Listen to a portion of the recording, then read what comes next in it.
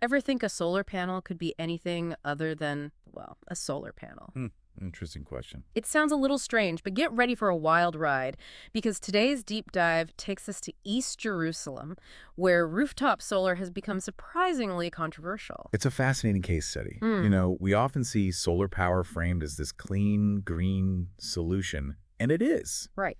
But in a place like East Jerusalem, it gets tangled up with decades of conflict and mistrust and the struggle for autonomy. Our main source today is a 2024 research article titled The Paradox of Permission: Why Governments Allow Foreign Actors to Promote Solar Energy Projects in Disputed Cities. Interesting. It's published in Energy Research and Social Science, and it caught my eye because it really digs into how something as basic as electricity becomes a battleground in a divided city. And by divided cities, the research doesn't just mean any city with disagreements. They specifically looked at cities where one government has official control, but a significant portion of the population rejects that authority. Okay, so places like Jerusalem, Beirut, Nicosia, we're not talking about just like, your average neighborhood's scrabble here. Exactly. These are places where even essential services like electricity become caught up in this power struggle. Who controls what? And that's where East Jerusalem gets really interesting. So paint a picture for me. Yeah. What's the day-to-day reality for people living in East Jerusalem when it comes to something as essential as turning on the lights? Well, imagine a reality where simply flicking that light switch carries huge political weight. That's the situation for many Palestinian residents in East Jerusalem. They face huge disparities in infrastructure, particularly with reliable electricity. Now, I know the research highlights Jadico, the Jerusalem District Electricity Company, as a major player in all this. What makes their role so unique? Jadico has this incredibly delicate balancing act. They're tasked with providing electricity to Palestinian residents. Okay. But here's the catch. They rely heavily on the Israeli electricity grid. Oh, wow. You can imagine the layers of mistrust and political tension woven into that situation. It's like they're caught in a political pressure cooker. Yeah. And to make matters worse, the research mentions these infrastructure vacuums. What are those exactly? Think of it as a consequence of this constant tension. The clashes between Israeli authorities, Palestinian residents who reject their control, and JDCO's precarious position create these vacuums where even basic infrastructure maintenance and development become nearly impossible. So you have neglected areas, unreliable service, and a whole lot of distrust. It sounds like a recipe for disaster. It certainly creates a breeding ground for instability. Yeah. And that's where it gets even more interesting, because into this already tense environment step international organizations, the EU, the UNDP, with what appears to be a simple solution: rooftop solar. Hold on, solar panels. In the middle of all this, it seems a little out of place, to say the least. That's exactly what makes this situation so fascinating. On the surface, solar power seems almost apolitical. Right. Clean energy, good for the environment, what's not to like? But in East Jerusalem, it takes on a whole new meaning. It sounds like we're about to peel back some serious layers here. Before we dive into the why of it all, let's talk about those international organizations. Were Israeli authorities totally on board with them just showing up and installing solar panels? You'd think they'd want to keep a tight grip on something as crucial as electricity, especially in such a contested area. And that's where the paradox of permission comes in. Why would Israel allow these projects to go forward? Well, the research suggests a fascinating mix of motivations, some more strategic than others. Okay, I'm hooked. Let's unpack those motivations. Why on earth would Israel allow this? Well, for one thing, organizations like the EU and UNDP, they're generally seen as more neutral players in the Israeli-Palestinian conflict. Allowing them to operate in East Jerusalem allows Israel to kind of sidestep any direct accusations of, say, neglecting Palestinian residents or hindering development. Right. It creates a useful narrative for them.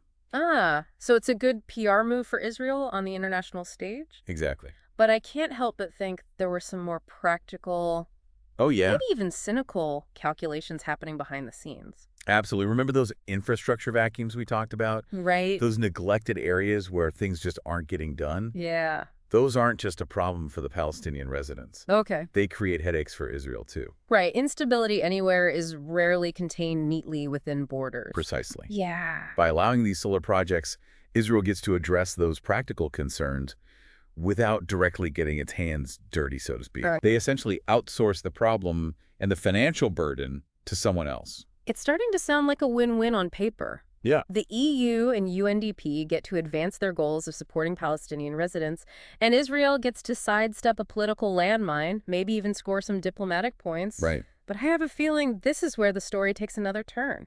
You're catching on. The article highlights this win-win, but doesn't shy away from the potential pitfalls and the long-term implications, which are far more complicated. Okay, so what are we missing here? Give me an example of where this win-win starts to unravel. Let's take the idea of energy independence. Okay. On the surface, solar panels offer this tantalizing possibility for Palestinian residents, the chance to disconnect from the Israeli grid entirely. Right. But the reality, as the research points out, is far more complex. Yeah, even I know solar panels don't magically make you energy independent. You're still at the mercy of things like weather and storage capacity, right? Exactly. And in a place like East Jerusalem, the challenges are even more pronounced. Okay. The research points to the density of these neighborhoods, for one thing. Uh-huh. There's simply not enough space on rooftops for the amount of solar panels needed to truly disconnect from the grid. Right. Plus, they still need that grid connection for backup power, especially at night. It's like taking a step towards independence only to realize you're still tethered to the very system you're trying to move away from. It's a frustrating paradox. Yeah. And then there's the elephant in the room. Okay. The deep-seated mistrust that permeates everything in this context. Right. You can offer a solution as seemingly benign as solar power, but you're not going to erase decades of conflict and suspicion overnight. And the research touches on this, right? Wasn't there pushback from some Palestinian residents? Absolutely. The article quotes a resident who compared these projects to a Trojan horse, Hmm.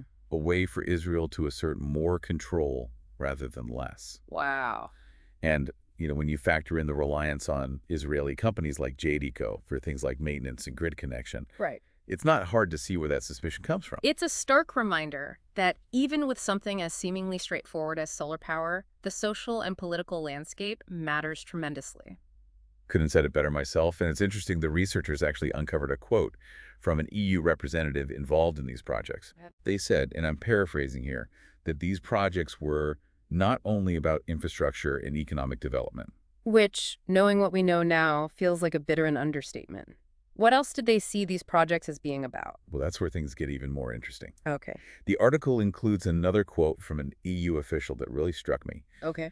They talked about these projects as a way to preserve the Palestinian identity of East Jerusalem. Wow, talk about a loaded statement. It sounds like these solar panels were pulled into this whole other level of geopolitical chess match. Exactly. And it gets even more complicated because the research also mentions the involvement of organizations like the OPEC Fund and even groups tied to Qatar in funding these solar projects. Yeah, Qatar, as in the Gulf state that, at least historically, hasn't exactly been on the best of terms with Israel. The very same. Wow. It really highlights how these seemingly technical endeavors can become tools of influence and soft power in incredibly complex ways. This is blowing my mind. We've got international organizations with their own agendas, Israeli authorities walking a tightrope, Palestinian residents grappling with decades of mistrust, and now we're throwing Qatar into the mix. So we've seen how rooftop solar in East Jerusalem became this knot of competing interests and motivations. But did these projects actually work? Did they achieve their goals, however you define those goals in this tangled web? It's a mixed bag, really. The research cites some success stories where solar installations led to tangible benefits for Palestinian residents, especially when it comes to navigating those frequent power outages.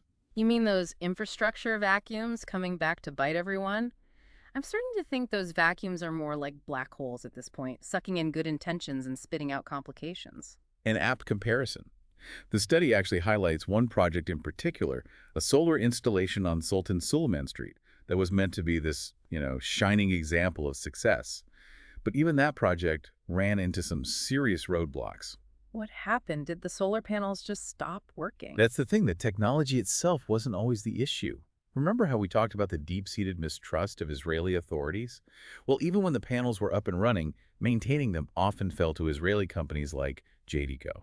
Which, as we've discussed, totally undermines the whole concept of energy autonomy. It's like taking 2 steps forward and then getting pulled 3 steps back. Precisely. And it wasn't just about maintenance either. The research also points to the bureaucratic hurdles these projects faced. Imagine trying to navigate the already complex permitting process in East Jerusalem, now with the added layer of international funding and reporting requirements. A lot of local entrepreneurs they couldn't keep up. So even with the best intentions, you've got all these external factors working against you. It makes you wonder if it was ever really possible for these projects to live up to their initial hype. It's a valid question. And, the research even hints at the possibility that these bureaucratic obstacles weren't always unintentional on the part of Israeli authorities. It suggests a way for them to maintain a certain degree of control, even as they're seemingly ceding it. A subtle power play, hidden in plain sight. I'm starting to think nothing is as it seems in this story. That's the beauty of digging deeper, isn't it? We started with rooftop solar in East Jerusalem, and now we're uncovering these intricate layers of geopolitics, mistrust, and the very nature of power itself. It's mind-boggling, really. But it also feels incredibly relevant. I mean, this isn't just about one city or one conflict. It speaks to these larger trends we're seeing globally, right? Absolutely. As renewable energy technologies like solar become more accessible and affordable, we're seeing them being wielded as tools of influence and even resistance in unexpected corners of the world. It's fascinating and a little bit unsettling to think about. Unsettling because it challenges our assumptions about technology. We tend to think of something like solar power as inherently good, inherently empowering. But as we've seen today, it's never that simple. And that's exactly what makes this deep dive so important. Because when we start to question those assumptions, when we start to peel back the layers and see the complexities for what they are, that's when we can start to engage the world in a more informed and nuanced way. So the next time you see a solar panel, don't just think about clean energy. Think about the potential, the challenges, and the very real power dynamics at play. It's a reminder that even the smallest technological advancements can have ripple effects far beyond what we might imagine. And sometimes, those ripples reveal the most fascinating and important stories of all.